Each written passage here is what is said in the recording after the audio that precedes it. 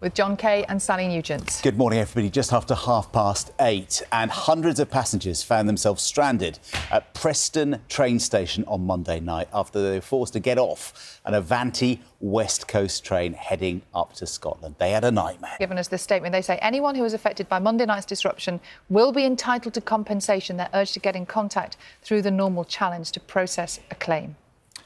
It's 8:36. It's been a mild September so far. The next few days look quite mild as well. But winter, of course, is on the way. Yeah, and that's bad news for families already struggling with the cost of living crisis. And the debt charity Citizens Advice says it's helped a record number of people last year.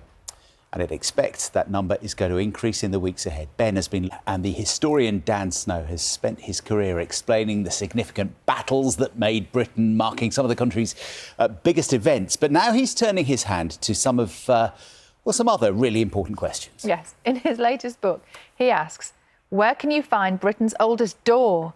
And who was the third man on the moon? The stuff that you really need to know. This is pub quiz essential. Dan, your history hit, miscellaneous facts, figures and fascinating finds is out tomorrow. It is 8:49 exactly. It's going to be stormy in lots of places today. Carol has... She says.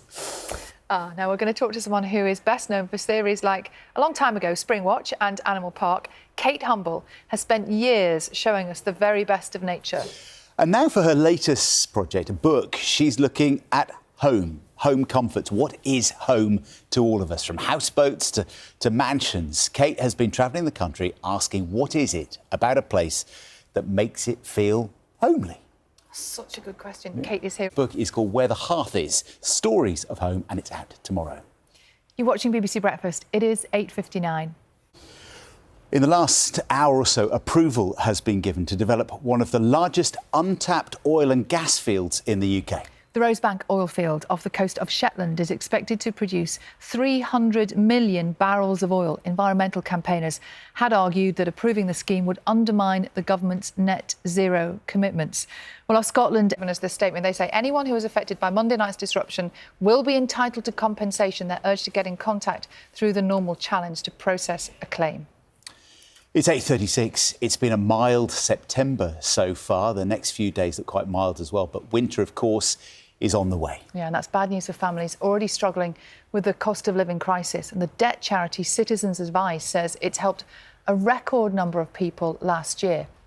And it expects that number is going to increase in the weeks ahead. Ben has been... Swept through a wedding party in northern Iraq, reportedly killing more than 100 people, including the bride and groom. And we can return now to our top story this morning. Students in England are at risk of long-term harm as a result of increased absence from school, according to a group of MPs. Around twice as many pupils in England are missing significant lesson time compared with before the pandemic. And a new report from the Commons Education Committee says, quite simply, more needs to be done. And the so-called postcode lottery of fines on parents for unauthorised absences.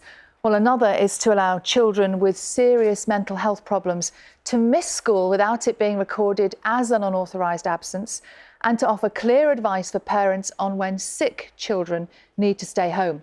And there are calls to speed up plans to improve support for pupils with special educational needs and disabilities.